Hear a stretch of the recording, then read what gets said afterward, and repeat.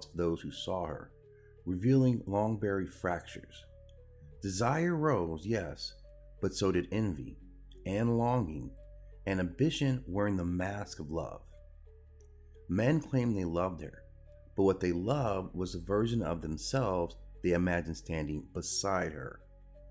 Helen knew how she was seen. She learned early that her beauty arrived in a room before her voice, that eyes decided things long before words were spoken. So she learned stillness, because movement invited interpretation. She learned restraint, because even silence was rarely granted to her. And yet, she did not diminish herself. She wore her beauty the way the sea wears depth, without apology, without explanation. Where she walked, attention followed. Where attention gathered, order loosened. Promises grew fragile. Old certainties began to feel optional. Helen did not seduce, she exposed. Her beauty did not command men to act. It asked a quieter question. Who are you when no one is forcing you? The gods watched her with familiarity. They recognized the pattern. Beauty like hers was not a gift. It was a threshold. To cross it required wisdom. Few possessed any. As years passed, her name hardened into shorthand, a symbol stripped of breath and memory. Her beauty was blamed as though beauty itself were a crime, rather than a mirror held too close. But the truth remained, patient and unchanged. Helen's beauty did not ruin the world. It revealed how easily the world ruins itself when faced with something it cannot own. She was never a prize. She was never a temptation. She was a measure. And what failed was not restraint alone, but understanding.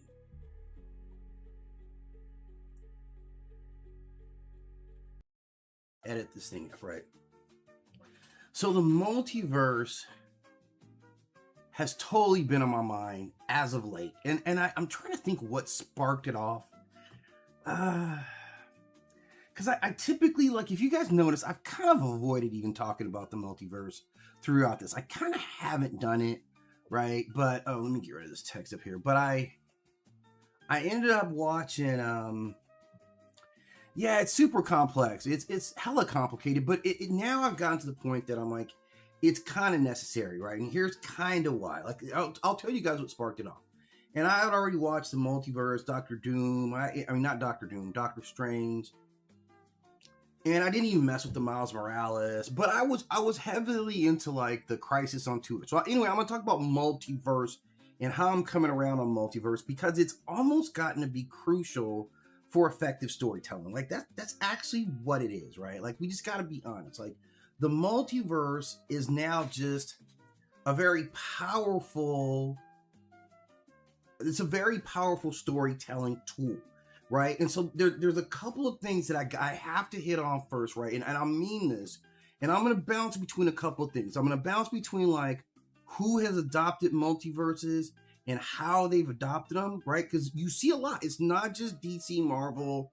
Everybody's kind of already like multiple streams of storytelling way back to the Twilight Zone.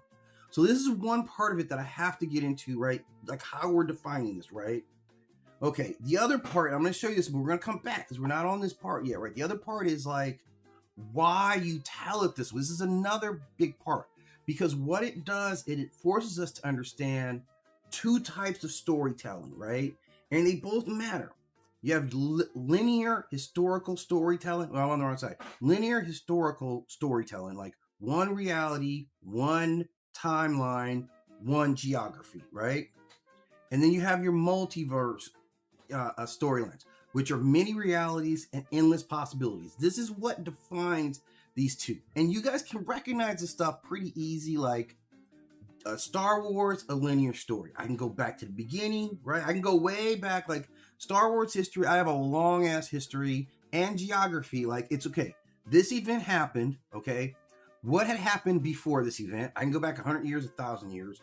What happened after this event, right? I can get Star Wars. I can run it. Same thing with Game of Thrones. Same thing with the Lord of the Rings, right? There's an epic saga based around events, and this event, like this is your core event.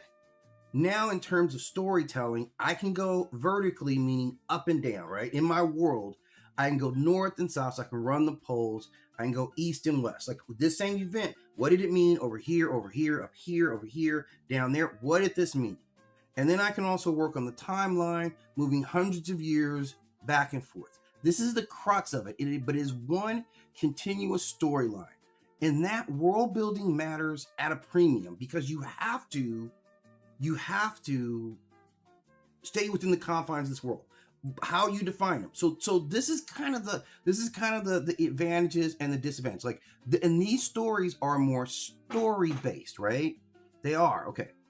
The multiverse storylines are about many possibilities for the same characters, right? For the most part. These are more, you know, I'm cooking, so I gotta turn the AC on. Give me 1 second, guys. Just gotta get this AC on. This is ridiculous in this house. What's going on around here?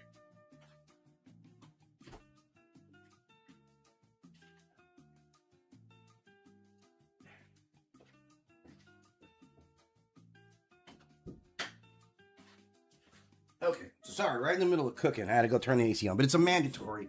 I told you guys I live in the South now. Okay. So with multiverse stories, these are more about the characters. And the characters most often are like, it's a lot easier to work with true immortals in this character world, right? Because it's more about what would Captain America do under these settings? What would Peter Parker do if it was this? Right? That creates our what if scenarios. So we're always following these characters in these multiple worlds. One of the easiest one is like the X-Men, right? The X-Men are always like, what would happen if this piece of legislation goes through or doesn't go through? What happens if this one piece of technology happens or doesn't happen? And the X-Men have done a brilliant job of bridging like timelines while still kind of dealing with more, like they haven't directly gotten into multiverse, but it's implied, like it's heavily implied because you could not have the events of Dark Phoenix while the Avengers are around and the Avengers not be there, right? So we kind of accepted it a long time ago. The only reason these characters were most often forced together was for marketing purposes, right? Like it's better for Marvel if you can do crossover events and have all your characters together, even though in storytelling you never really want that. Like Spider-Man stuff doesn't have anything to do with Blade stuff for the most part, unless you intentionally cross their worlds over. And that's what it is. All these are worlds, right? So that's kind of the crux on where I'm going. Like these are kind of a couple of important elements, and I'm going to go back and forth on these 3 topics right here because I think they're most important. And the last one is just kind of like the scientific component, because there is a science component with the idea of multiple universes, right? Like I have a whole section. So this is kind of how I'm starting off this discussion. The first part of this discussion is kind of defining what a multiverse really actually means, and kind of looking at how prevalent multiverses actually are. So much storytelling has been rooted in this quasi-multiverse type of scenarios without necessarily saying that they were multiverse. And the storytelling is old. It goes way back. And I'm going to get to some of the earliest examples of what I mean when we're talking about multiverse. Like there are other worlds, other histories, other versions. And these ideas are early on. Like we're going to talk about some of the earliest ones here, right? Let's see, where's that at? Okay. So you can kind of see how I've divided this up here. You see, you have the anthology branch of it. And these are your places like your Twilight Zone, your Tales from the Dark Side, Outer Limits, right? And these guys are important. I'm going to discuss a couple of these separately, right? Then you have your parallel universe, Doctor Who, Star Trek, Stranger Things. Then your major comic book universes, and then even in pop culture, we're seeing representations of multiverse or universe, right? Like that universality. It's 100% required for character-driven storylines. Okay, so I'm gonna get into this right now. Okay, let me see if I can get the first one up here. All right, so the first one I like up here. Who do I got? Okay, Twilight Zone. Okay, this right off the bat. Like Twilight Zone is probably the first like multiverse that we get experience with. Now, when you step into the Twilight Zone, you're not always someplace else. Sometimes you're at home and some crazy stuff's happening where you live at, but sometimes you're stepping into a universe that's completely different. Like you could step into a Germany where the Nazis won, right? An alternate reality. This is back in the 60s. Twilight Zone was heavily on multiverses. Like when you stepped in, that was the whole idea, is that you could end up in another time or space or reality or truth without ever having to do anything. The Twilight Zone doesn't require any participation from you. Your only participation required in the Twilight Zone is existing, right? You could end up in the Twilight Zone. I don't know what's going to happen next. Maybe I get up out of here. Like nothing's ever been positive in the Twilight Zone. So that's something that we have established about the Twilight Zone, is that it's never going to work out in your favor, right? That's the only consistent. But everything else about the Twilight Zone is an X variable, right? Everything. You don't know what era you're going to come out in. You don't know what time period it is. Like a lot of times, it's focused on things that are ironical for you, like personal punishments. Like you're a racist and now you end up in a Nazi time, or like you end up as a Jew, whatever it is, right? So but there's a psychology, but there is definitively a time and a space and place that you end up at. You can't drive there. You just end up there. That is essentially what the Twilight Zone is. And they've done it masterfully. This was really my first, like, if I had to say my first exposure to any type of alternate reality or multiverse scenarios, I got to credit that to the Twilight Zone. Like 100% Twilight Zone, right? And it's very consistent with what I think about how a multiverse would work. So they kind of set the table for me. Okay, the next one that if you guys aren't into, man, this is another classic old school one. Not as popular, but it is Tales from the Dark Side, which right off the bat, these are tales from where? The dark side. Not this side, the dark side. So the dark side was already prepping us for a world that's just like your world. It's a lot of stuff. We got a lot of same. We got the same stores. You got Kroger, we got Kroger, right? You got the Lakers, we got the Lakers, right? Maybe in their universe, like Magic got traded or something like that. I don't know. But the dark side is just like this place, except it's dark. Like they key on that. Like it looks just like it. You'll be looking around like, man, why does everything kind of look normal, but yet kind of not normal, right? That's essentially the dark side. The dark side is everything that's normal. They tell you, this is the dark side. Everything's just kind of just like you recognize it, except a little bit darker, right? Again, a different place. And it seemed like it manifested different places within that said different place. So this is essentially like two of the major ones. The Outer Limits kind of works exactly the same type of premise. It's just on the fringe, like a fringe reality, things that could happen, just delving into possibilities. So we get this concept, and we've been doing this for a long time if we really recognize who was coming with multiverses and who wasn't, okay? Now, the next one is one of the most famous ones of all time, and of course, that's Doctor Who. Like, Doctor Who really set the table on, like, oh man, why my Doctor Who image didn't come up? It's so infuriating. Let me get this for you guys here. I'm not gonna let this ride, right? Internet tries to deny you. Where are you coming up at? Come on. Okay, guess you're not. All right, so I guess I'm not going to get that one up. But so essentially, like Doctor Who was kind of the next one that really, really stepped into it. They did it a lot more with time and a lot more with, chronology of it. Like that's kind of where they were coming from. But it's essentially the same thing. And then Friends, like Stranger Things, like the Upside Down, that was all of a sudden right into it, right? The Upside Down is like our world, except that bitch is upside down. So we saw that right off the bat. And a lot of these work with when we think about like how these stories work. Like again, Stranger Things is a character-driven show, right? We're stuck on who the characters were and why we love those characters, right? Let's see if I can't close this down real quick. Let me see. I'm just trying to pull this Doctor Who image up here. For some reason, it's not going to allow me to do it, but let's see here.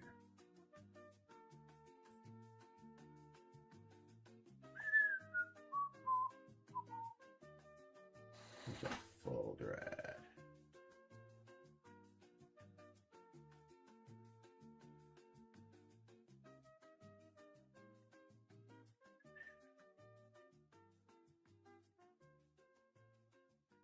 I just want to close this folder. I want to stop in this task.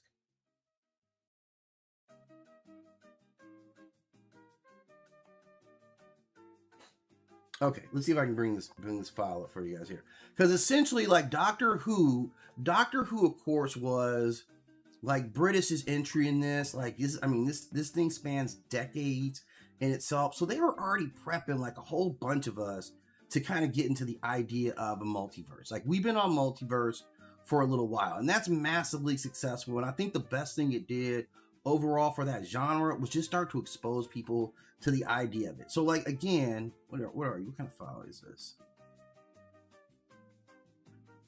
Again, this cast, like, and they've been massively like successful, massively like prominent in defining multiverse, right off the bat. So this dude, the one who plays from Game of Thrones, House of Dragons, that's my favorite one. I haven't really been into the series. Being really honest with you guys, like I watch a lot of sci-fi. I've just never gotten into Doctor Who. Not that I have anything opposed to it, but it's great in that regard. So then we're also talking about, and this is another one, man. This is another one early on. Like we all know Star Trek also had a multiverse, right? Like we've seen Star Trek. Like Star Trek does it directly with this mirrorverse, right? Like those are a couple, you see it's smaller images, but you can see like this is the world in Star Trek where everybody had a goatee, right? Except for Uhura, of course. Everybody had like their shirts are all different. They got more like V-neck shirts, way more revealing outfits, and maybe it's only Spock that has a goatee. Maybe it's only Spock that has a goatee, but this is how you knew it was evil Spock. Like you could tell, like it was the Enterprise. It was everybody on the Enterprise, just a little bit different, right? Like just a little bit different. But this was Star Trek early on, letting us know, yeah, there is a mirror universe out there. It's very similar. We got all the same stuff. Our ship just slightly different, like slightly more aggressive and sexual at the same time, and a lot more goatees in this world. Like you got a V-neck. Like look at that, man. Kirk's got on a V-neck. This is still the military. He's got on a V-neck collar. Look at what Uhura's not wearing. Uhura's basically like in a bikini on, on a battleship. Like think about what Uhura wore normally, and they said, yeah, let's make that but sexy. That's what they did. Like, so that's the mirrorverse. The mirrorverse, they don't be caring as much about anything else, right? You got to be hot. We would prefer that you wear a sash, right? The sash across the middle. That's also, so if you see your homie, then everything seems normal, but all of a sudden he has a goatee and he's wearing a gold sash around him. That probably lets you know this dude's from the mirrorverse, right? Like, and we dealt in mirrorverse a lot. Like, this isn't the only mirrorverse, controversies that are out here, right? Oh man. So with the mirrorverse, it requires us to really, really, really stay on point, right? Because we can easily get fooled by the stuff that we think is our normal stuff, right? We'll be running around thinking everything is normal, but everybody here is just an evil version of who they were in our regular world, right? So we're used to all these. So we've been seeing parallel universes for a long time. So then when the comic books do it, like, most notably Marvel and DC, and like, I think Marvel's been more pronounced with it. Like DC may have kind of, I don't know if DC's really abandoned their multiverse, but they're kind of like, they're basically just doing it, right? They're just quietly doing, like, notice Superman's last movie, nobody else is in that. Like they pick the characters that they're going to allow to exist in that universe. So that's exclusively it, right? So it's a lot more control. Marvel's going into all these splinters, and the problem is that with Marvel, and it's not necessarily a problem. I'm not even going to say it's necessarily a problem, right? For Marvel, okay? But here's what Marvel did, and this is particularly my generation, because initially, like, the multiverse was really just well established as what it was in the first place. Characters didn't typically cross over. Like, we didn't have a lot of that.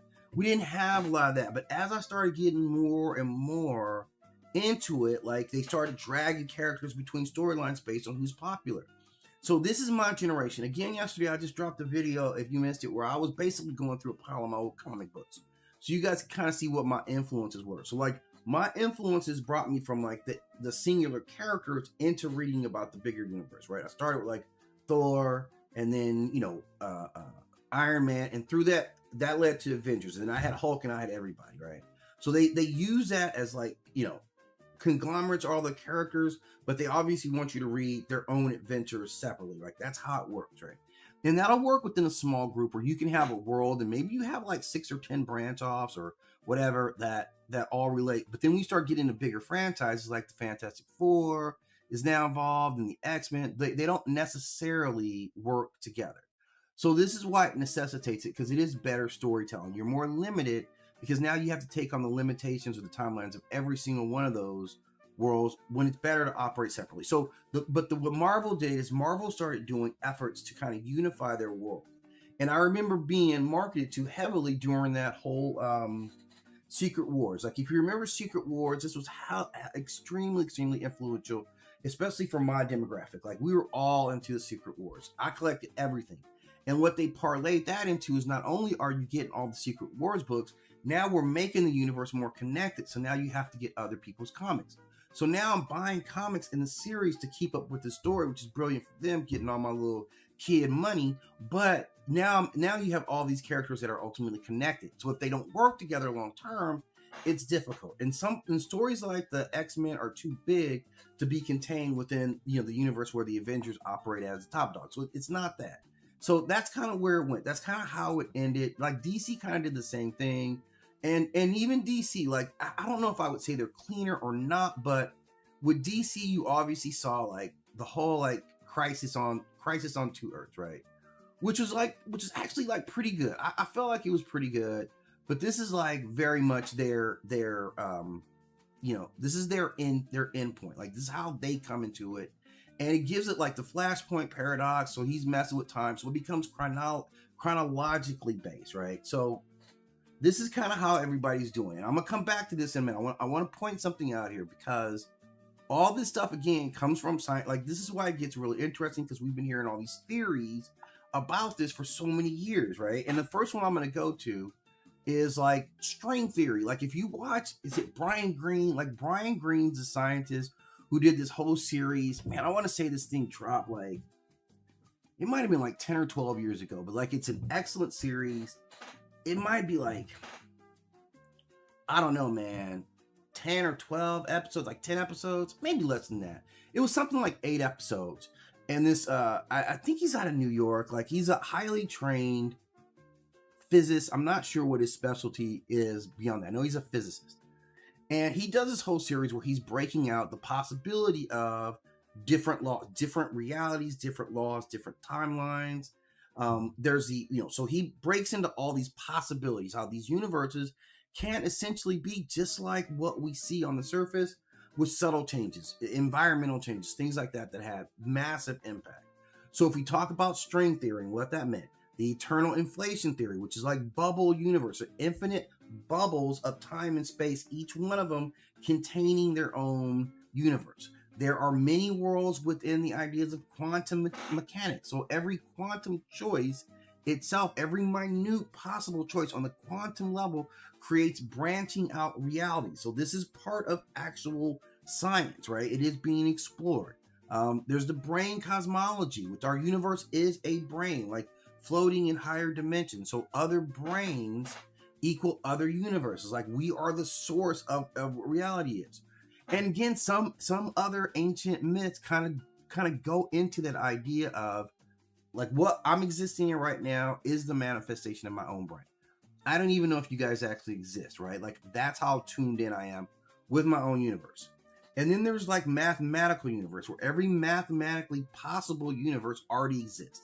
And that reality is very much bigger than what we even imagine it to be. So we're talking about different particle masses, particle strengths, constants in nature. There's so many possibilities that exist within this landscape of multiverses, right? Anything can happen. Inflationary cosmology. Another universe forms later. One collapses, another universe forms based on that. There's bubble 1. This is our place. Bubble 2. This is another place. Like, all these things are postulated by very profound scientists. Like, the many worlds interpretation of quantum mechanics was initially posed by Hugh Everett III. So the idea is that every quantum event creates branching realities. You flip a coin. You flip a quantum coin. Universe A is heads, universe B is tails. Both universes simultaneously occur. In that quantum moment, like, that was the moment of choice. That was the moment of possibility. And from that, we branch out into all other possibilities. Anything could happen. And what happens when that coin toss is A or is it B? What happens? And if we look at these, like the closest I would say in like fictional literature is like, look at Doctor Strange in the Multiverse of Madness, right? Rick and Morty's like very much like that as well. Like, and that's the other part. So I'm going to talk about some of the shows. Let me flip back to this one, right? Because this is important too. Like, even in like standard shows, nobody's immune to the multiverse. And the first one I'm gonna go to, right? Like they say it out loud, right? Multiverse and Proud. Family Guy talks about multiverse all the freaking time. And it explains exactly what I'm saying about it explores identity. This is really like, what is Peter if he was in Bedrock, right? What would the Griffins be if they were a Japanese family? What would Brian look like if he was a human? Well, if Stewie was a dog, what would he be like? So that's how they use that multiverse. And like, what would we look like in a Disney world? So that's the heart of like, let's explore identity. This is what you do with like Captain America. I want to keep like, you're the center of the story. I want to explore you under different stimuluses, some good, some bad. Like, what kind of stress does it create for Thor if you're born in a different world? If you had a different challenge, if you never got your hammer, right? We do all those what if. One of the most influential stories that to me early on comic books was what if Thor had met Conan, right? And the whole experience takes place in Conan's universe, right? And Thor comes there and he's like reduced power, so he's not god power, right? Again, this is whatever. Whose world is that? Crom's world, right?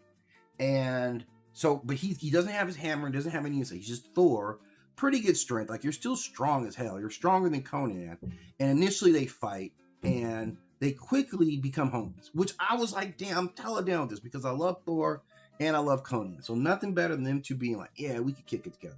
So they start kicking it, and Thor ends up assisting, Conan do something to save the world. I don't know what it was, right?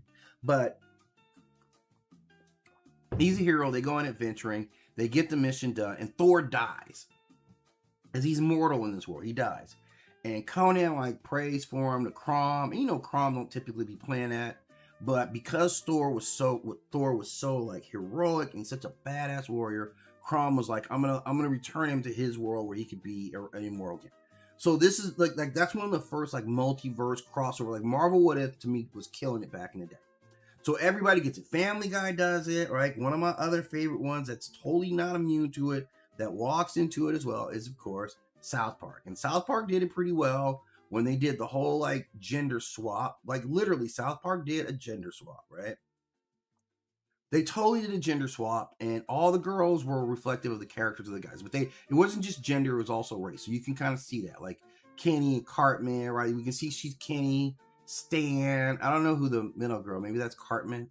I guess they didn't make one fat. But so they totally changed the genders and the racial profiles of all the characters, right? And it made for really good TV to kind of see them watch it. So, and they even had like the Spooky Fish. Way back in the day, they had a Spooky Fish episode, and essentially like Spooky ones had a goatee too. Like that was it. Like they were like, oh yeah, if you're evil, you got a goatee. So they definitely did that. They definitely put up like, yeah, the goatee, and they totally came in on that. So South Park has long been doing that. And I think even if I'm right, and I haven't watched a lot of it, but I'm going to wager that Rick and Morty is kind of the same. And I don't, again, I'm not a fan. I haven't watched Rick and Morty, but just kind of doing a little research, it seems like Rick and Morty kind of flies into that same type of venturing between, my universe and this universe, and the, like myriad of like multiple changes that can exist within the universe. So multiverse is big. We've been like sipping on multiverse tea forever since I was a kid, probably beyond that, in the earliest storytelling. So these are kind of like the pragmatic like look at the multiverse. Anthological multiverse, we've had parallel universe, comic book multiverse, and then pop culture multiverse exists, at the same time. And even like, and I'm not gonna lie, like, Invincible, they show you multiverse all the time. So they don't have an issue hiding from multiverse at all, right? All these guys kind of dwell in multiverse.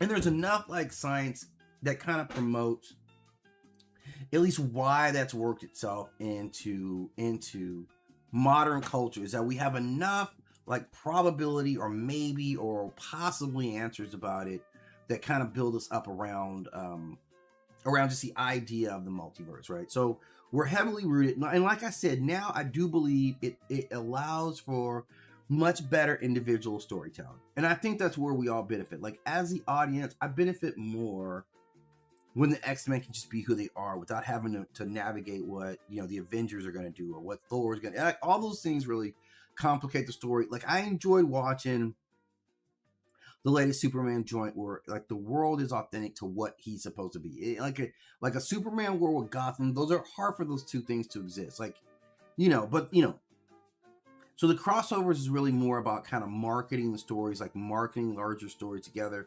When the best versions of the stories kind of allow us to be free within that story. You know, with everyone that I put up here, we've kind of shown exactly that. So I'm gonna continue to talk about this. Like I'm gonna stay on these topics here. I'm gonna make this artwork available. If you follow me on social media, I'll make it available there. I'll drop it into the YouTube channel as well, like in the, what do they call it, the community section. So I'm gonna drop this stuff in there, and we can have some conversation. So this won't be my first conversation about my last conversation about the multiverse. I'm going to explore some things, some storylines that I like, and I'm going to explore some multiverse stories as well. So I'll be back. Thanks for stopping in. I got to get busy. I got to go to work today.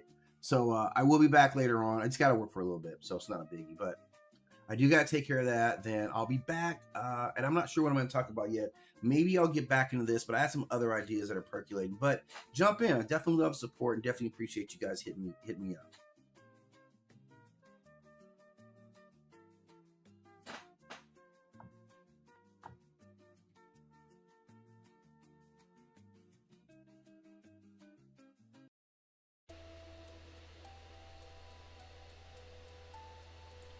Poseidon, the Earth Shaker, the Ocean King, the power beneath the waves. Now, back when there was only blackness as far as the eye could see, there was the sea. When time itself was just beginning to awaken, there was the sea. And beneath that, there was him. Poseidon was never gentle water. He is pressure, depth, impact, the force that reminds humanity that it does not own the world.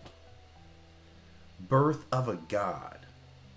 He is born to Kronos and Rhea, children of the Titans, heir to a brutal cosmic dynasty. Like his siblings, he was swallowed by Kronos, imprisoned in darkness, silenced before he could even speak. But fate cracks open the tyrant. Freed by his brother Zeus, Poseidon joins the rebellion, the Titanomachy, a war not of armies, but of existence itself. When the Titans fall, the cosmos is divided. Zeus claims the sky. Hades takes the underworld. Poseidon draws the sea. Not as consolation prize, as a kingdom. The dominion of the deep. The Greeks do not see the ocean as peaceful. They saw it as unpredictable, generous one day, devouring the next. Poseidon commands the storm surge, the tidal fury, drowning silence, and the trembling of the earth itself. He is called Earth Shaker. When the ground splits beneath cities, that is not geology. That is a god striking the floor of reality with his trident. He creates horses from sea foam, wild, muscular, unstoppable creatures. Even his gifts are force incarnate. The contest for Athens. Power must be tested. When the city of Athens seeks a patron, Poseidon answers, and so does Athena. Poseidon strikes the rock of Acropolis with his trident. A spring bursts forth. Power, salt, sea strength. Athena plants an olive tree. Sustainability, civilization, strategy. The city chooses her, and Poseidon does not forget. The ocean around Greece never lets them forget either. The Trojan War. During the war at Troy, Poseidon does not sit neutral. He sides with the Trojans. He stirs waves to protect Greek fleets. He shakes battlefields. He reminds mortals that gods are not mascots, they are forces. Even the might of the heroes bends when he intervenes. Wrath against Odysseus. But his most personal fury is reserved for one man. Odysseus blinds his son, the Cyclops Polyphemus. The sea becomes a prison. For 10 years, Poseidon hunts him. Storm after storm, shipwreck after shipwreck, island after island. Not random misfortune, divine pursuit. Poseidon does not rage quickly. He endures, and so does his anger. He represents civilization's dependence on nature, the illusion of control, the power beneath structure, the reminder that stability rests on something wild. He is not evil, he is elemental. The Mediterranean did not belong to Greece. Greece survived because Poseidon allowed it. When ships vanish, when coastal lines tremble, when the seas roar without warning, the Greeks do not blame chance. They look to the horizon, and they see a king beneath the waves, and his trident is never far from the surface. Njord, chronological archive myth entry. Njord, pronounced Njord, is a Norse sea god associated with wind, maritime wealth, and safe passage. His mythology reflects both ancient fertility traditions and the later Viking Age expansion culture of Scandinavia. The earliest possible roots of Njord may reach back before the 1st century Common Era. In 98 Common Era, the Roman historian Tacitus recorded the worship of a Germanic earth goddess named Nerthus in his work Germania. Many scholars believe Njord may be connected to this earlier deity. Linguistically, their names are related. Some researchers suggest that Njord may represent a later masculine development of an older fertility god or goddess within early Germanic religion. In mythic time, Njord belongs to the Vani, a group of gods associated with fertility, prosperity, and natural cycles. At some point in divine history, war breaks out between the Vani and the Aesir, the warrior gods of Asgard. The conflict ends not in destruction, but in truce. As part of a peace exchange, Njord is sent to live among the Aesir. This event marks his integration into the dominant Norse divine order. From that point forward, he is recognized as a god of the sea, wind, and wealth. His role becomes essential in a culture dependent on ships and trade. Njord later marries the giantess Skadi. She chooses her husband by looking only at the feet of the gods, believing she is selecting the god Balder. Instead, she chooses Njord. They attempt to share their homes. 9 nights are spent by the sea, where Njord feels at peace but Skadi cannot rest. 9 nights are spent in the mountains, where Skadi thrives but Njord cannot endure the howling wolves and cold air. The marriage ends in separation, symbolizing the tension between sea and mountain, movement and stillness. Njord is also identified as the father of Freyr and Freyja, 2 of the most prominent deities in Norse mythology. Freyr governs harvest, kingship, and peace. Freyja governs love, magic, and receives half of the honored dead in her hall. Through them, Njord's influence extends into fertility, prosperity, and divine authority. During the Viking Age, approximately 800 Common Era to 1100 Common Era, Njord's importance would have been significant in maritime societies. Place names in Sweden and Norway suggest cultic reverence. Sailors and traders likely invoked his protection for safe voyages and favorable winds.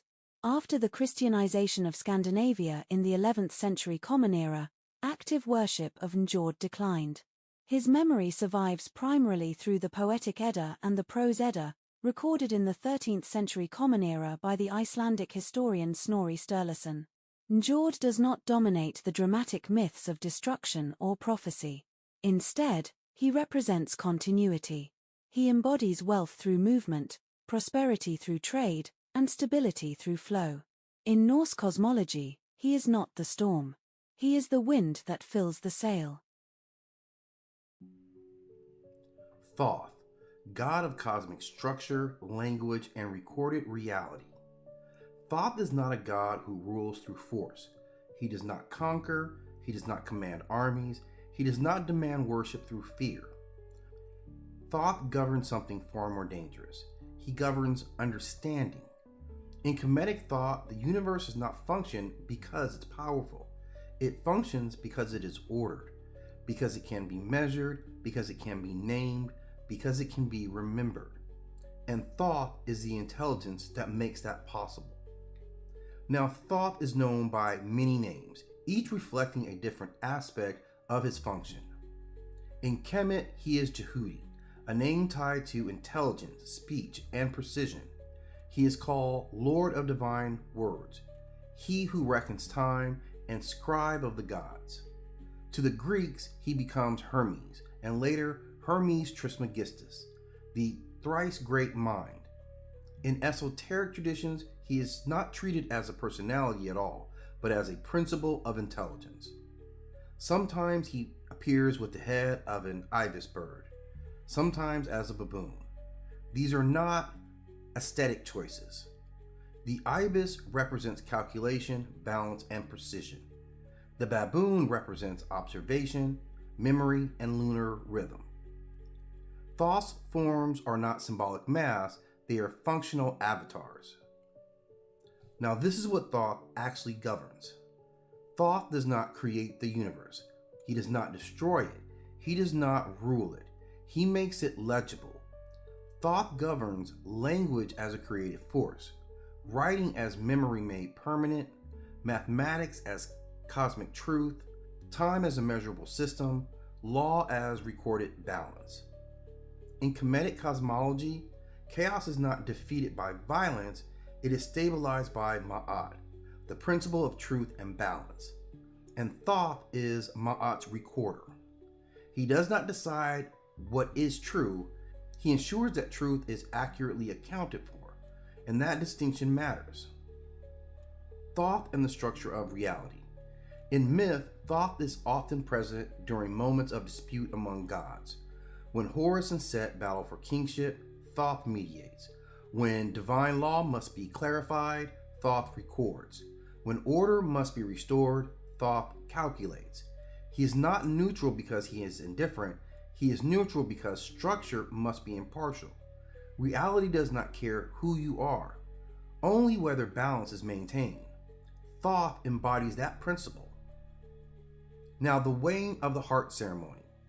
One of Thoth's most important roles appears in the judgment of the dead. When a soul enters the hall of Ma'at, the heart is weighed against the feather of truth. Anubis conducts the ritual. Osiris presides, but Thoth records the outcome.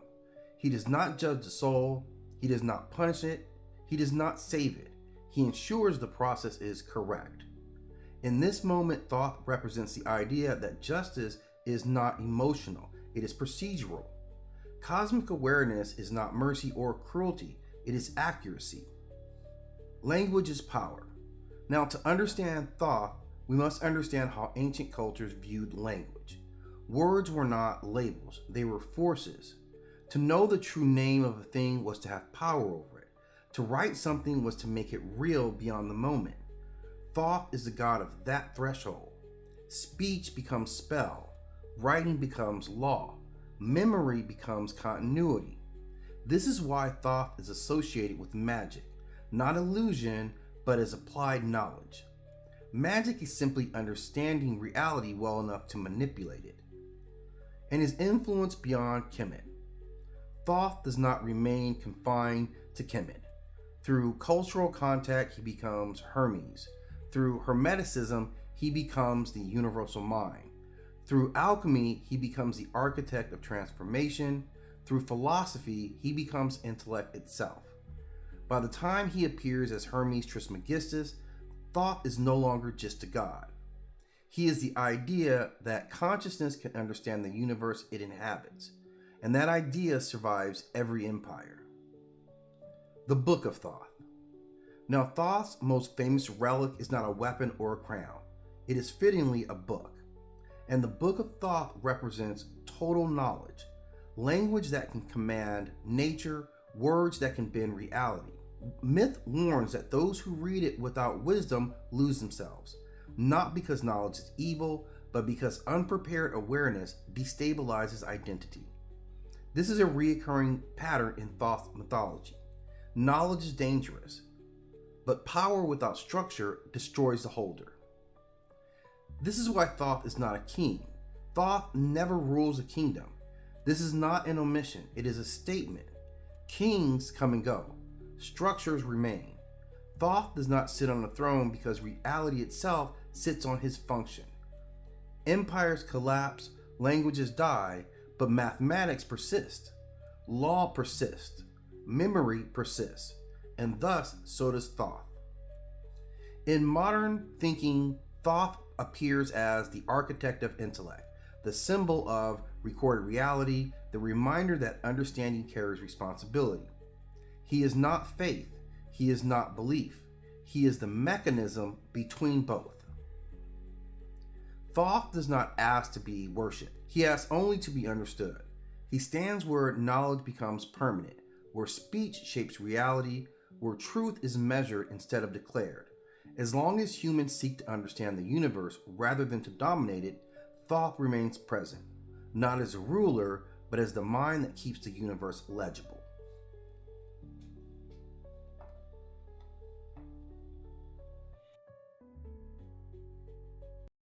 The complete list of Hindu gods. Version 1. Primordial and Cosmic Principles. Brahman. A cosmic principle from the Hindu tradition. Primary domain, absolute reality.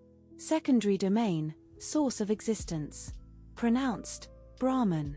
Prakriti. A cosmic principle from the Hindu tradition. Primary domain, primordial matter. Secondary domain, nature. Pronounced, Prakriti. Purusha. A cosmic principle from the Hindu tradition. Primary domain, cosmic consciousness. Secondary domain, observer principle. Pronounced, Purushu. Kala. A cosmic force from the Hindu tradition. Primary domain, time. Secondary domain, destruction. Pronounced, Kala. Maya. A cosmic force from the Hindu tradition. Primary domain, illusion. Secondary domain, veiling of reality. Pronounced, Yemaya. The Trimurti Brahma. A god from the Hindu tradition. Primary domain, creation. Secondary domain, knowledge. Pronounced, Brahma. Vishnu. A god from the Hindu tradition. Primary domain, preservation. Secondary domain, cosmic order. Pronounced, Vishnu. Shiva. A god from the Hindu tradition. Primary domain, destruction. Secondary domain, transformation. Pronounced, Shivu. The divine feminine Adi Shakti. A goddess from the Hindu tradition.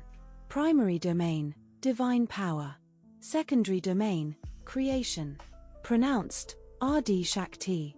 Parvati. A goddess from the Hindu tradition. Primary domain, balance. Secondary domain, devotion. Pronounced, Parvati. Durga. A goddess from the Hindu tradition. Primary domain, protection. Secondary domain, war. Pronounced, Durga. Kali. A goddess from the Hindu tradition. Primary domain, time. Secondary domain, ego dissolution. Pronounced, Kali. Lakshmi. A goddess from the Hindu tradition. Primary domain, prosperity. Secondary domain, order. Pronounced, Lakshmi. Saraswati. A goddess from the Hindu tradition. Primary domain, knowledge. Secondary domain, sound and speech. Pronounced, Suruswati. Mahadevi. A goddess from the Hindu tradition. Primary domain, supreme feminine principle. Secondary domain, all domains. Mahavidya's Tara. A goddess from the Hindu tradition. Primary domain, guidance. Secondary domain, protection. Pronounced, Tara. Tripura Sundari. A goddess from the Hindu tradition. Primary domain, beauty. Secondary domain, cosmic order. Pronounced, Tripur Asundari. Bhuvaneshwari. a goddess from the Hindu tradition. Primary domain, space. Secondary domain, world manifestation. Pronounced Bhuvuneshwari, Chinnamaster, a goddess from the Hindu tradition. Primary domain, sacrifice. Secondary domain, transformation. Pronounced Chinnamaster, Bhairavi, a goddess from the Hindu tradition.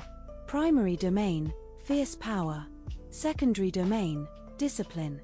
Pronounced Bhyravi, Dhumavati, a goddess from the Hindu tradition. Primary domain, void. Secondary domain, loss and absence. Pronounced Duemavati, Bagalamukhi, a goddess from the Hindu tradition. Primary domain, stillness. Secondary domain, suppression of power. Pronounced Bagalamukhi.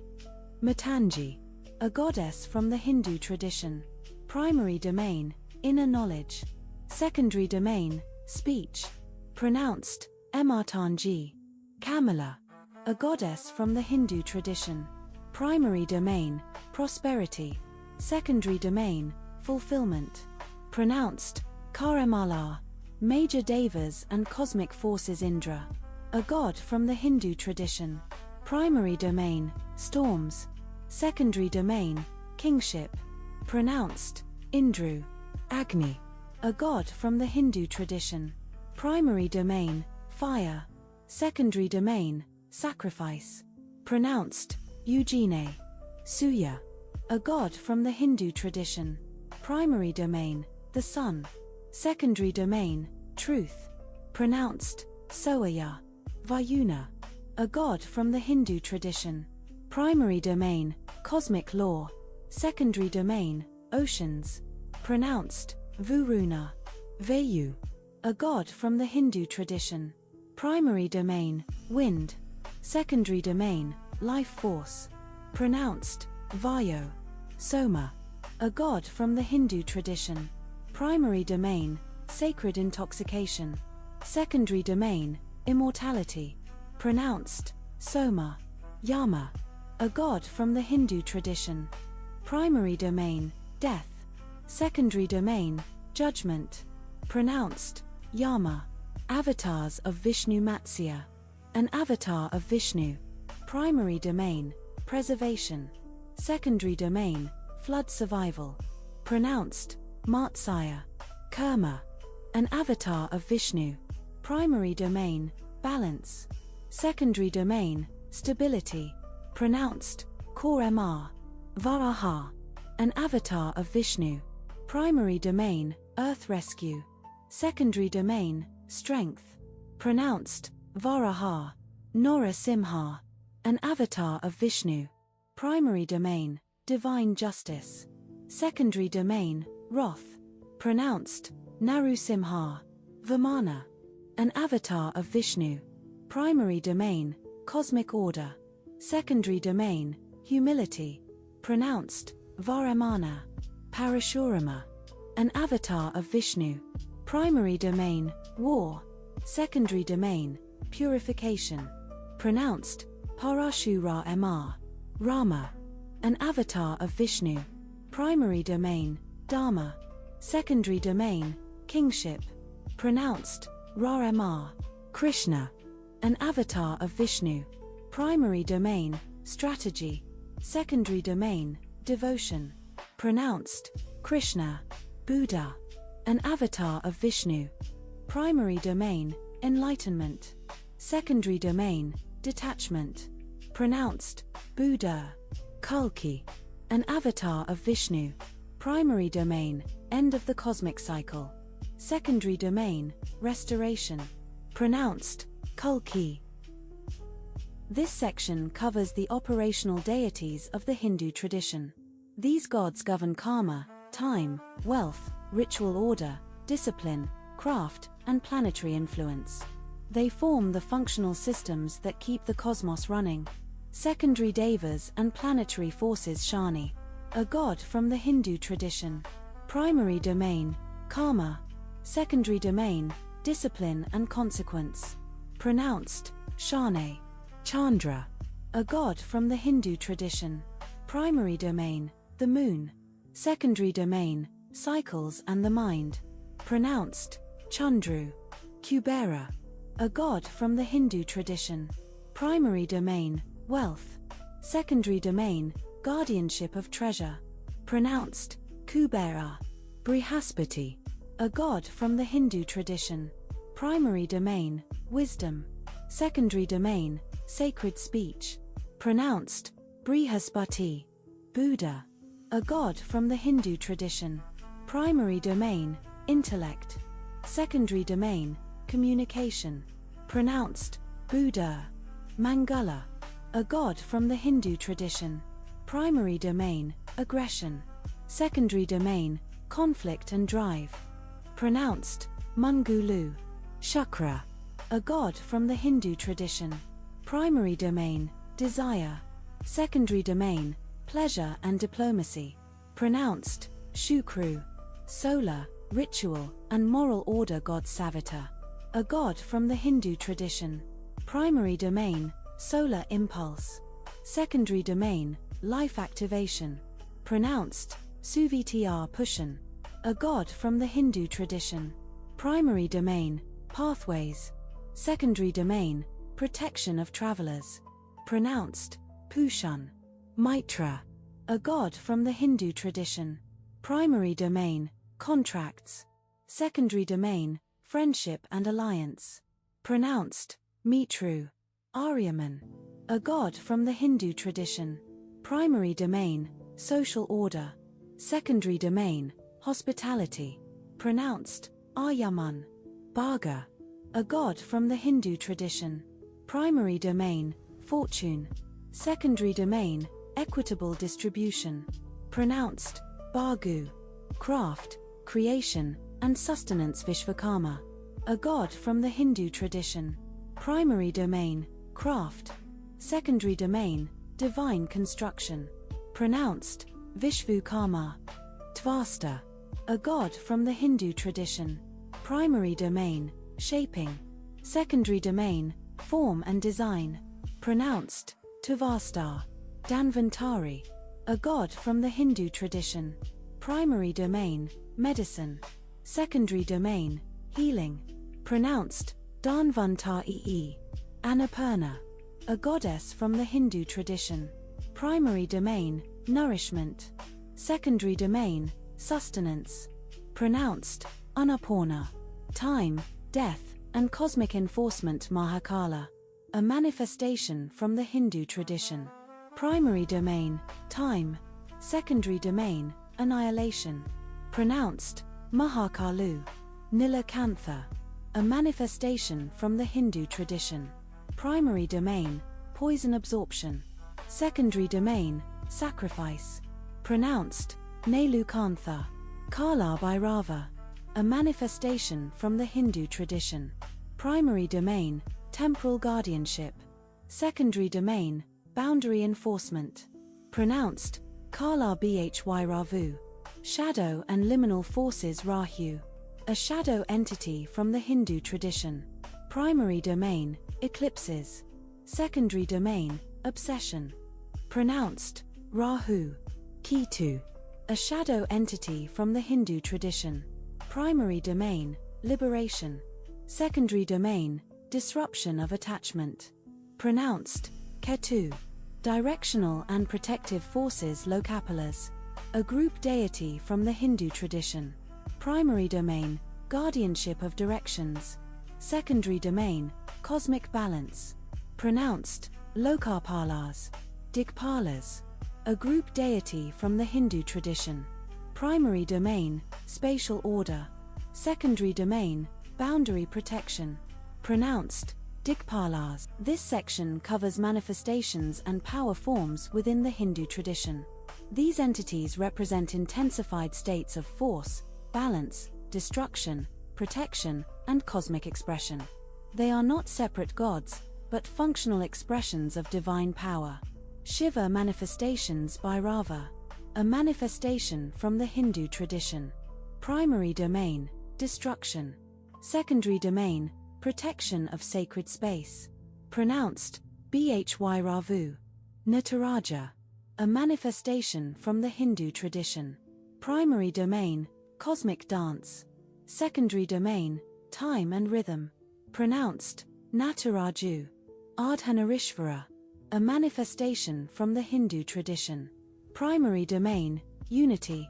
Secondary domain, gender balance. Pronounced, Ardhanarishvaru. Virabhadra, a manifestation from the Hindu tradition. Primary domain, wrath. Secondary domain, divine retribution. Pronounced, Virabhudru. Sharaba, a manifestation from the Hindu tradition. Primary domain, containment of power. Secondary domain, feral force control. Pronounced, Sharabu. Dakshinamurti, a manifestation from the Hindu tradition. Primary domain, wisdom transmission. Secondary domain, silent teaching. Pronounced, Dakshinamurti. Devi manifestations beyond the Mahavidyas Gauri, a goddess manifestation from the Hindu tradition. Primary domain, purity. Secondary domain, fertility. Pronounced, Gauri. Uma, a goddess manifestation from the Hindu tradition. Primary domain, ascetic power. Secondary domain, devotion. Pronounced, Omr. Annapurna Devi, a goddess manifestation from the Hindu tradition. Primary domain, nourishment. Secondary domain, sustenance. Pronounced, Annapurna Devi. Chamunda, a goddess manifestation from the Hindu tradition. Primary domain, destruction. Secondary domain, warfare. Pronounced, Chamunda. Varahi, a goddess manifestation from the Hindu tradition. Primary domain, protection. Secondary domain, strategic force. Pronounced, Vurahi. Shitala, a goddess manifestation from the Hindu tradition.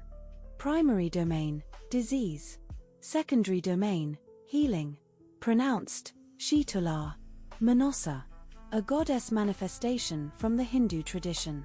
Primary domain, serpents. Secondary domain, poison healing. Pronounced, Manasa. Cosmic guardians and boundary powers Skanda, a god from the Hindu tradition. Primary domain, war. Secondary domain, leadership. Pronounced, Skanda. Ganesha, a god from the Hindu tradition. Primary domain, obstacle removal. Secondary domain, beginnings. Pronounced, Guneshu. Nandi, a divine being from the Hindu tradition. Primary domain, guardianship. Secondary domain, devotion. Pronounced, Nandi. Garuda, a divine being from the Hindu tradition. Primary domain, the sky. Secondary domain, protection. Pronounced, Guruda. Serpent and subterranean powers Shisha, a serpent being from the Hindu tradition. Primary domain, cosmic support. Secondary domain, infinity. Pronounced, Sheshu. Vasuki, a serpent being from the Hindu tradition. Primary domain, churning force. Secondary domain, binding power. Pronounced, Vasuki. Directional and protective forces Ashta Dikpalas, a group manifestation from the Hindu tradition. Primary domain, directional guardianship. Secondary domain, spatial balance. Pronounced, Ashtu Dikpalas. This section covers sages, sacred rivers, spirit classes, and divinized beings within the Hindu tradition. These entities transmit knowledge, sustain life, guard thresholds, and populate the unseen layers of the cosmos. Sages and knowledge bearers Narada, a sage from the Hindu tradition. Primary domain, communication. Secondary domain, instigation and transmission. Pronounced, Narada. Vyasa, a sage from the Hindu tradition. Primary domain, preservation of knowledge. Secondary domain, compilation of sacred texts. Pronounced, Vyasu.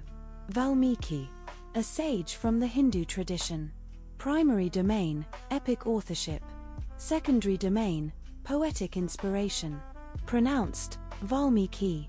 Agastya, a sage from the Hindu tradition. Primary domain, balance. Secondary domain, southward expansion of culture. Pronounced Ugasthayu. Markandeya, a sage from the Hindu tradition. Primary domain, devotion. Secondary domain, immortality. Pronounced Markandeya. Saptarishi, a group of sages from the Hindu tradition. Primary domain, cosmic order. Secondary domain, wisdom transmission. Pronounced Saptarishi. Sacred rivers and life forces. Ganga, a goddess from the Hindu tradition. Primary domain, purification. Secondary domain, sacred river. Pronounced Ganga. Yamuna, a goddess from the Hindu tradition. Primary domain, life sustenance. Secondary domain, sacred river. Pronounced Yamuna. Saraswati River, a goddess from the Hindu tradition. Primary domain, wisdom. Secondary domain, sacred flow. Pronounced Suruswati. Epic era divinized figures. Hanuman, a heroic deity from the Hindu tradition. Primary domain, devotion. Secondary domain, strength. Pronounced Hanuman. Sita, a goddess consort from the Hindu tradition. Primary domain, devotion. Secondary domain, purity. Pronounced Sita. Radha, a goddess consort from the Hindu tradition. Primary domain, divine love. Secondary domain, devotion. Pronounced Radha. Rukmini, a goddess consort from the Hindu tradition. Primary domain, prosperity. Secondary domain, sacred union. Pronounced Rukmine. Draupadi, a goddess consort from the Hindu tradition. Primary domain, justice. Secondary domain, resilience. Pronounced Draupadi. Spirit classes and nature beings. Yakshas, a spirit class from the Hindu tradition. Primary domain, natural wealth. Secondary domain, guardianship. Pronounced Yukshus. Gandharvas, a spirit class from the Hindu tradition. Primary domain, music. Secondary domain, inspiration. Pronounced Gandharvas. Apsaras, a spirit class from the Hindu tradition. Primary domain, grace. Secondary domain, seduction. Pronounced Apsurus. Rakshasas, a being class from the Hindu tradition. Primary domain, chaos. Secondary domain, opposition. Pronounced Rukshusus. Asuras, a being class from the Hindu tradition. Primary domain, ambition. Secondary domain, power struggle. Pronounced Asarus. Nagas, a being class from the Hindu tradition. Primary domain, serpent wisdom. Secondary domain, subterranean realms. Pronounced Nagas. Kemetic Gods Encyclopedia, Core Netjeru Block 6, entries 251 to 300. Oti. Oti is a Kemetic associated deity. His primary domain is water, and he is also associated with guardianship. He originates from ancient traditions connected to Kemet. His name is pronounced Ati. He represents protective aquatic forces. Anukis. Anukis is a Kemetic goddess. Her primary domain is the Nile cataracts, and she is also associated with fertility. She originates from Kemet in the ancient era. Her name is pronounced Anukis. She governs the river's southern flow. Bennu. Bennu is a Kemetic deity. His primary domain is rebirth, and he is also associated with creation. He originates from Kemet in the ancient era. His name is pronounced Bennu. He represents renewal and continuity. Deduan. Deduan is a Kemetic associated Nubian god. His primary domain is wealth, and he is also associated with incense. He originates from Nubian traditions. His name is pronounced Dedun. He reflects prosperity through trade. Horun. Horun is a Kemetic associated god. His primary domain is protection, and he is also associated with warfare. He originates from Levantine traditions. His name is pronounced Haurun. He functions as a guardian deity. Hedgehotep. Hedgehotep is a Kemetic god. His primary domain is craftsmanship, and he is also associated with textiles. He originates from Kemet in the ancient era. His name is pronounced Hedgehotep. He governs skilled production. Hecate. Hecate is a Kemetic goddess. Her primary domain is childbirth, and she is also associated with fertility. She originates from Kemet in the ancient era. Her name is pronounced Heket. She assists in birth and creation. Herishef. Herishef is a Kemetic god.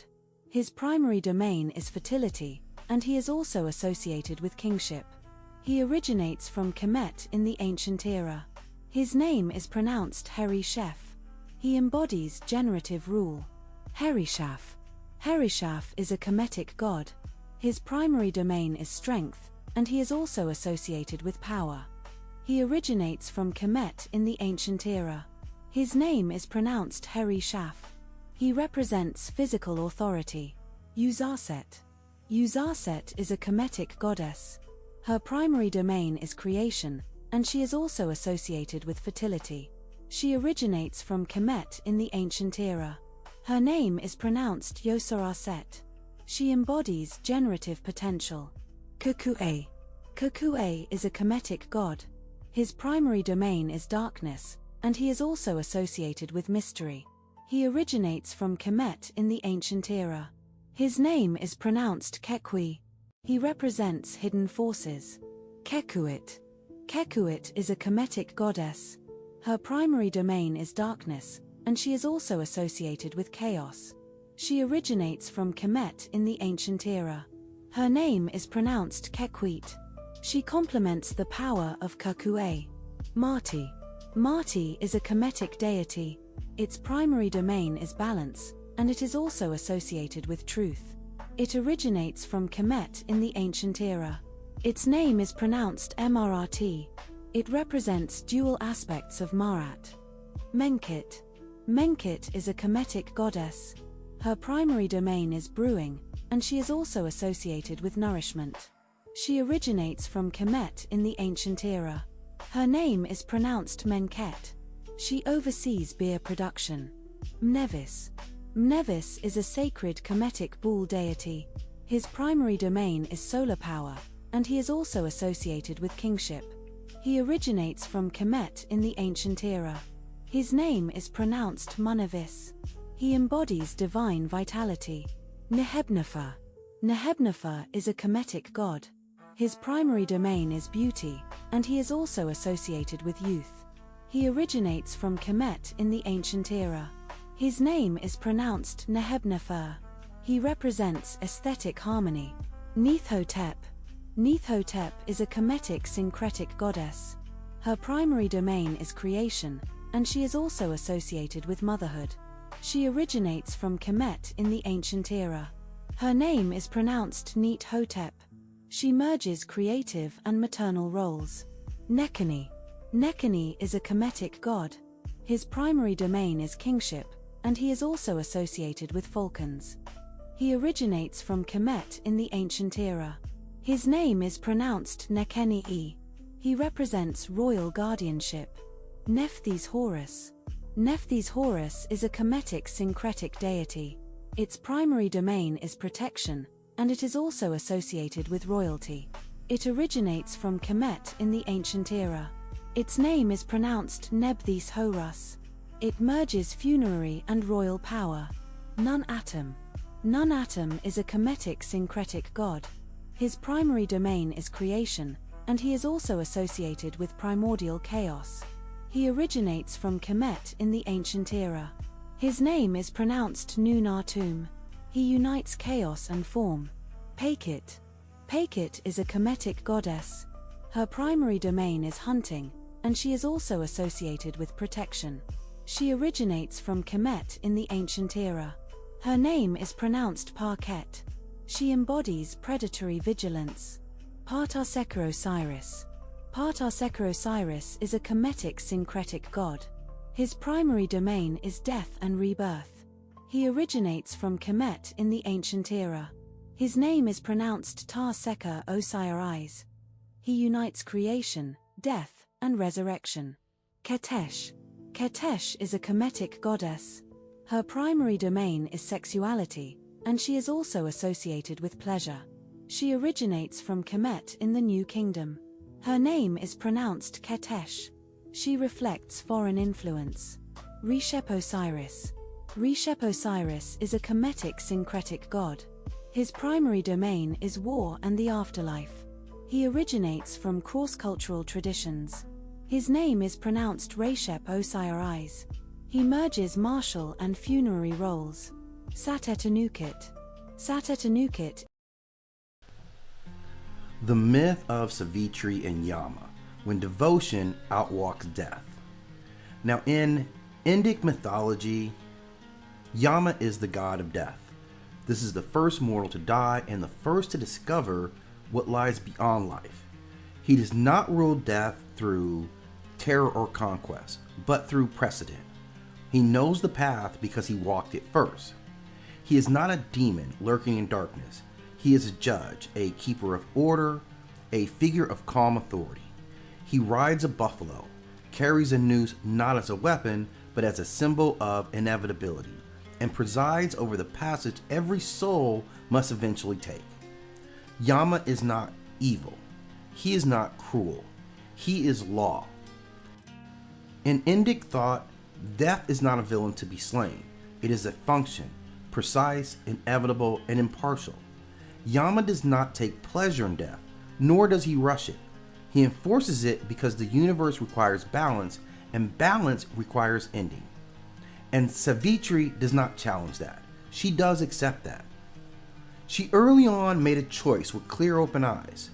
Now, it must be said that Savitri is a mortal woman. She is not a goddess in disguise, not a heroine born to destiny, just a human, raised with discipline, clarity, and uncommon depth of mind. She's known for her devotion, her intelligence, and her ability to listen more than she speaks. When the time comes to choose a husband, she does not wait for fate to deliver it. She goes out into the world and chooses a man, Satyavan. Their meeting is simple. There's no divine spectacle, only recognition.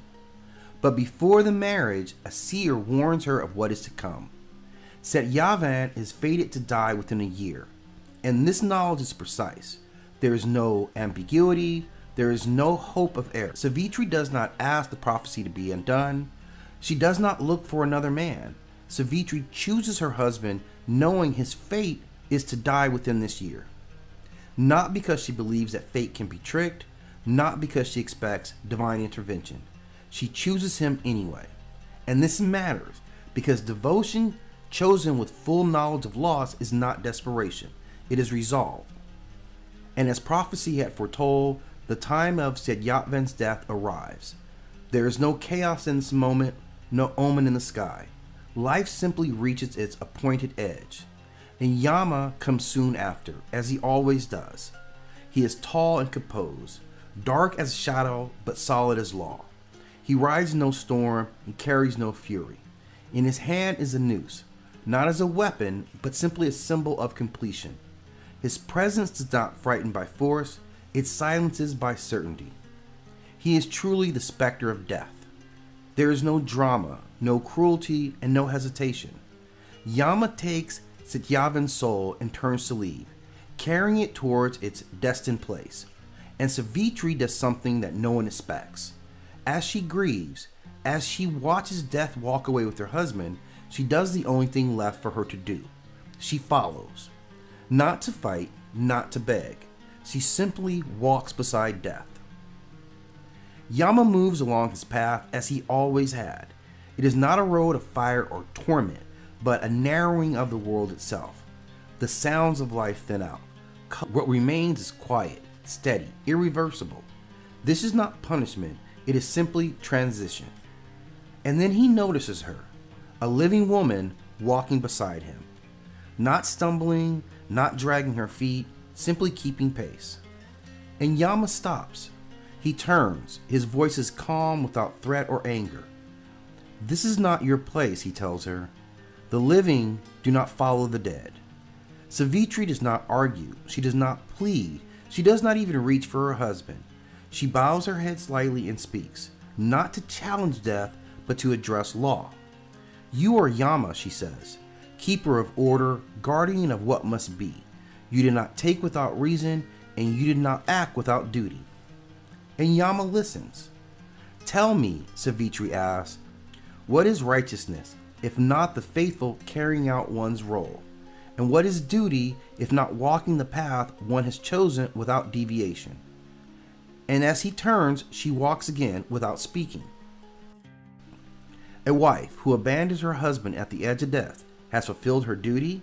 A law that does not answer truth, can it still be called just? Savitri does not accuse, she does not demand, she simply asks. And because Yama is law, he must answer. And this is the power of measured speech.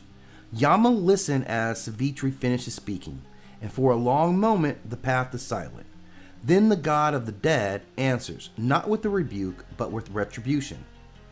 Your words are aligned with Dharma, he says.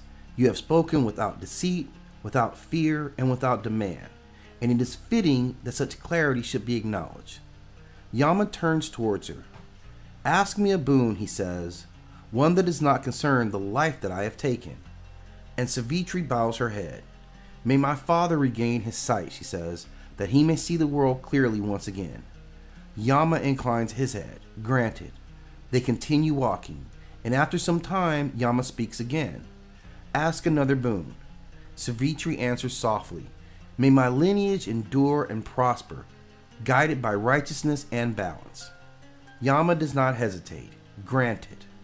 They walk on. The silence stretches, and the world grows thinner still. And then Yama speaks for the third time. Ask again.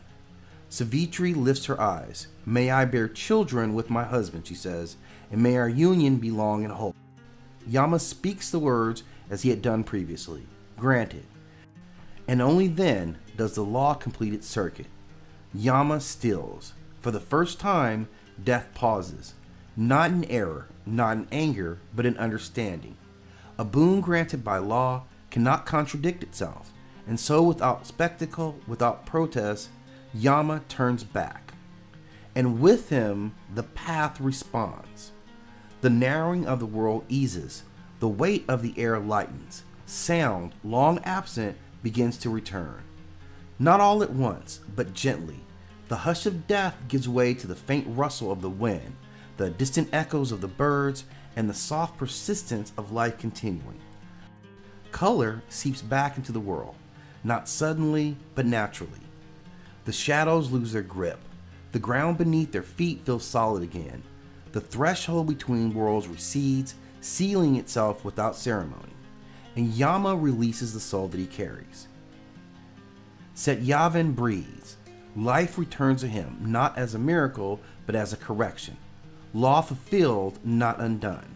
He opens his eyes and rises, steady and whole. Savitri does not cry out. She does not collapse. She simply moves to his side and walks with him, as she always had. Behind them, the path closes. Yama does not linger. He does not watch. The work here is finished, and he has other tasks to complete. And this is a true victory. Savitri does not defeat death. She does not break its rules. She does not demand exception. She understands the law so completely that it must honor her. Yama keeps his word. The boon stands. The order of the universe remains intact. No violence, no rebellion, no illusion of immortality, just precision. And this is why Savitri's story endures, because she proves that devotion, when guided by clarity, does not need to fight death. It only needs to walk with it, until death, bound by its own truth, must turn back. And as we have seen, Hades administers death. Hell accepts death. Osiris structures it. Izanami warns us not to cross its boundary, and Savitri teaches something even more rare. If you understand death deeply enough, you don't need to fight it at all. Sometimes the cleanest victory is the one where no one bleeds and the laws remain intact.